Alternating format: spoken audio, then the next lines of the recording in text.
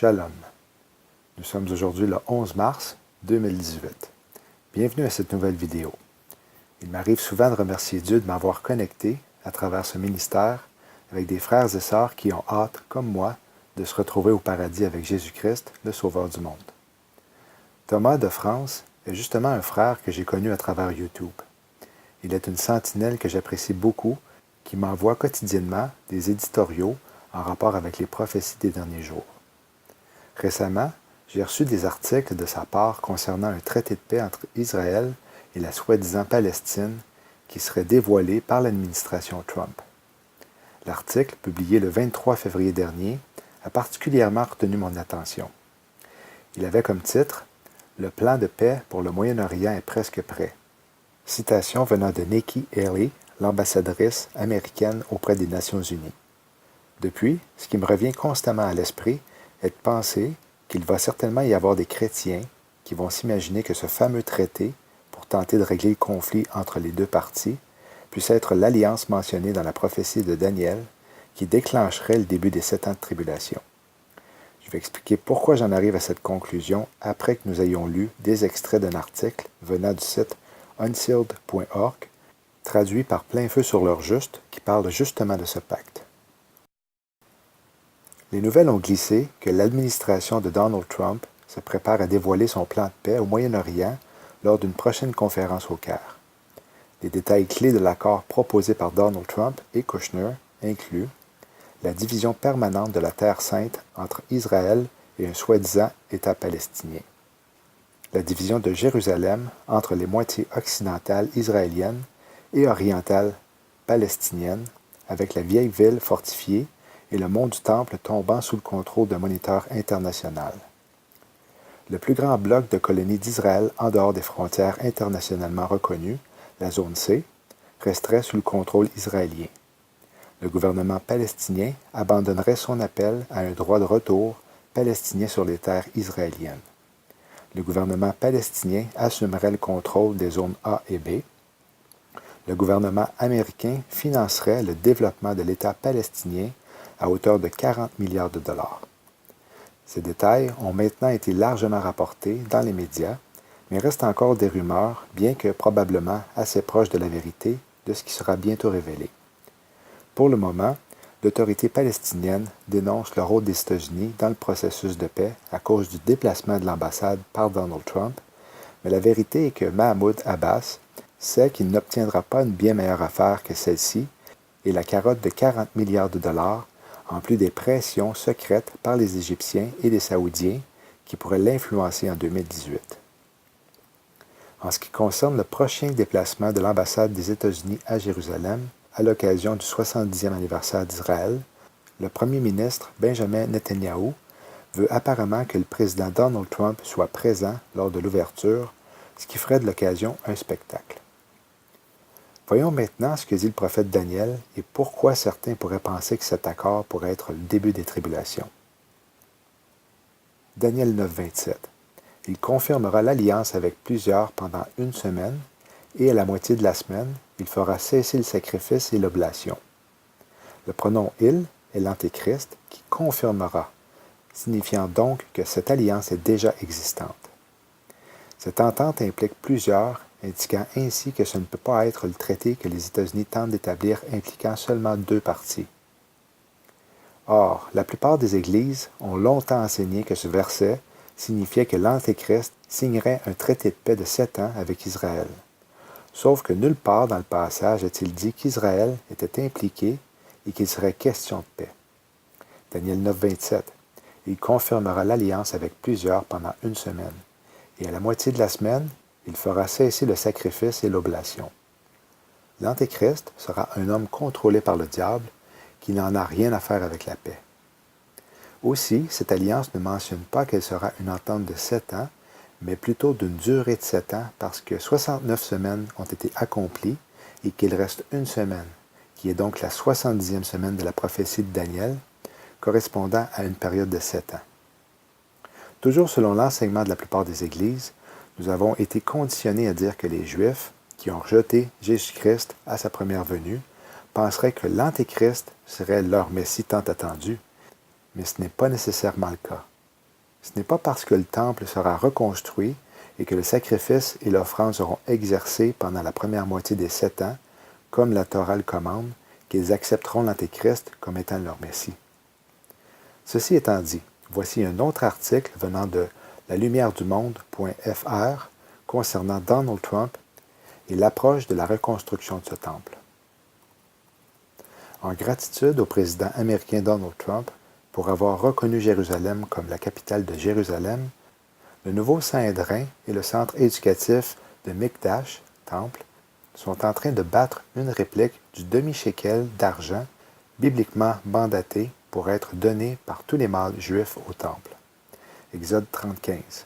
Les riches ne donneront pas plus et les pauvres ne donneront pas moins que le demi-shekel quand ils donnent l'offrande d'Hachem de faire l'expiation pour vos âmes. Le rabbin Hillel Wiz, président de l'association Mikdash et Tzion, qui initie les reconstitutions du temple et représente tous les mouvements du temple, a expliqué que la motivation initiale pour mettre l'image du président américain sur la pièce était en gratitude pour son soutien à Israël.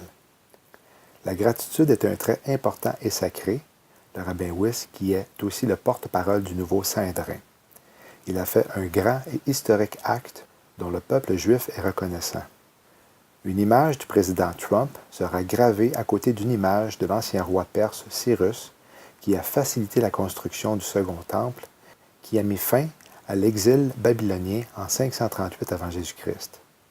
Une inscription commémorant Lord Arthur Balfour, le ministre britannique des Affaires étrangères qui a publié ce qu'on appelait la Déclaration Balfour, qui appelait à la création d'une patrie juive dans ce qui était alors le mandat britannique de Palestine, apparaîtra également sur la face de la pièce. Le côté inversé de la pièce sera gravé avec une image du temple. Le rabbin Wiz a souligné que les objectifs de Trump ne se concrétiseront que s'ils sont orientés vers la reconstruction du temple juif. Cyrus et Balfour, les non-juifs qui ont joué un rôle extrêmement important dans l'histoire juive, sont tombés courts et leur succès politique en a souffert, a déclaré le rabbin Wiz. L'agenda politique de Trump ne peut réussir que s'il est axé sur la construction du troisième temple sur la place que Dieu a choisie, le mont du temple. Il ne doit pas avancer une solution à 2 États où cela conduira à sa chute. Le rabbin Wiz note que Cyrus a finalement fait attention aux factions de son empire qui s'opposent au peuple juif, et sa dynastie a souffert.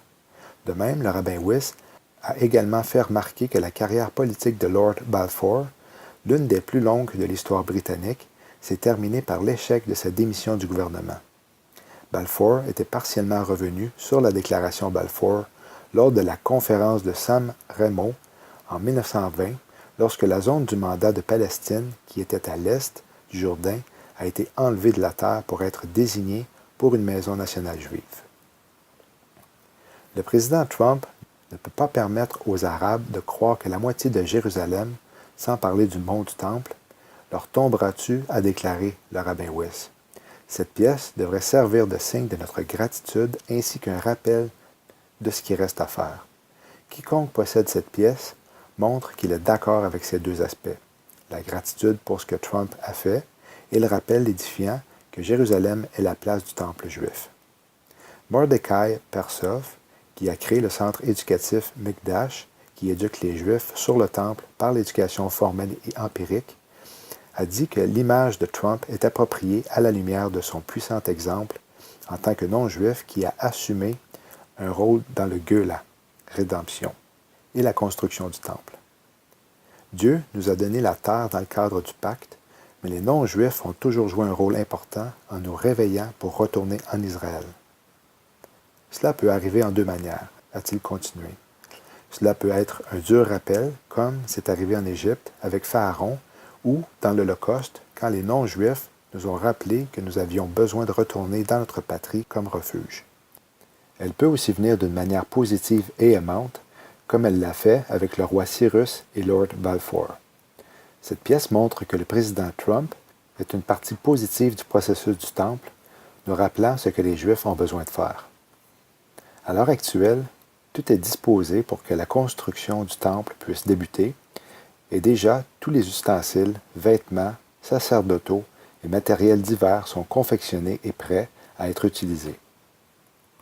On a même répertorié la lignée des sacrificateurs selon l'ordre lévitique et retrouvé la génétique de la vache rousse dont les cendres servaient à la purification des prêtres. L'Institut du Temple à Jérusalem, dans la vieille ville, expose tous les objets et tout ce qui permettra un jour de reprendre le culte et les sacrifices dans le troisième temple. Ce troisième temple est également très attendu par les différentes sociétés secrètes qui préparent le gouvernement mondial de l'Antéchrist. Rappelons que la franc-maçonnerie s'est toujours approprié l'existence du temple de Salomon comme modèle philosophique et ésotérique et y fait constamment référence dans son système de pensée. En conclusion, laissez-moi vous partager ce qui est ressorti d'une discussion que j'ai eue avec un acheteur qui a passé sa carrière à négocier des contrats. Lorsque Nikki Haley mentionne qu'un traité est en cours de préparation par l'administration de Trump, il s'agit seulement d'un plan, ou contrat si vous voulez, qu'elle proposera aux partis, Israël et les Palestiniens.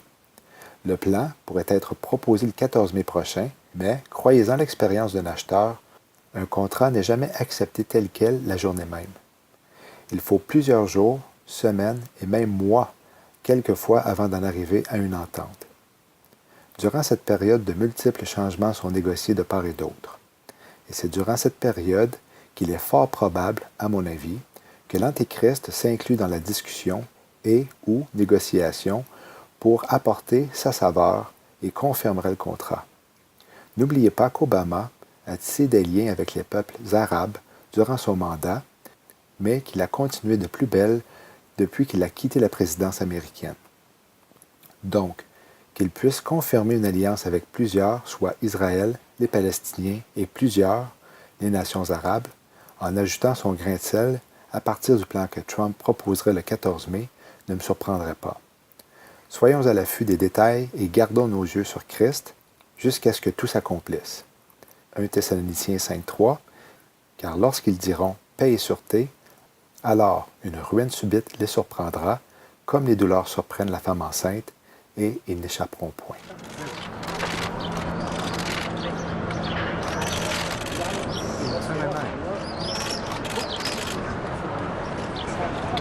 הרב מסתיר את אשתו.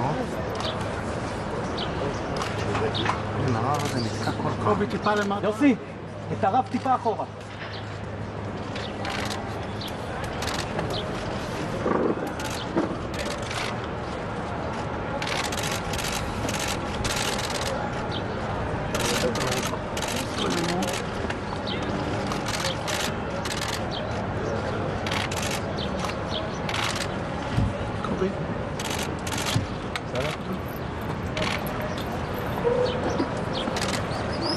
רואים את התוכניות של בית המקדש. לגמרי, לא, זה כל תקשיב.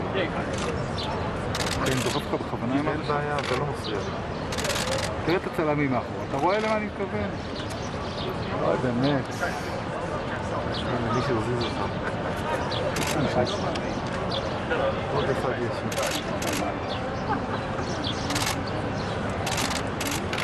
הנה, הבנת, לא? אני חושב אותך. כן, כן. נדיעה כשרה. כן.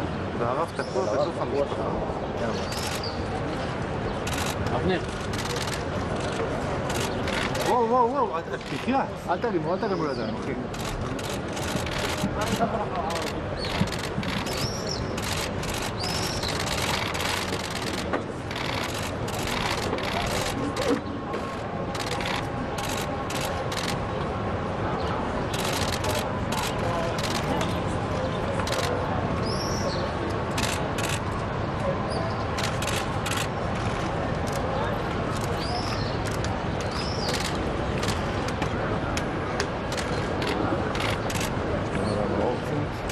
כן, הוא משתפר.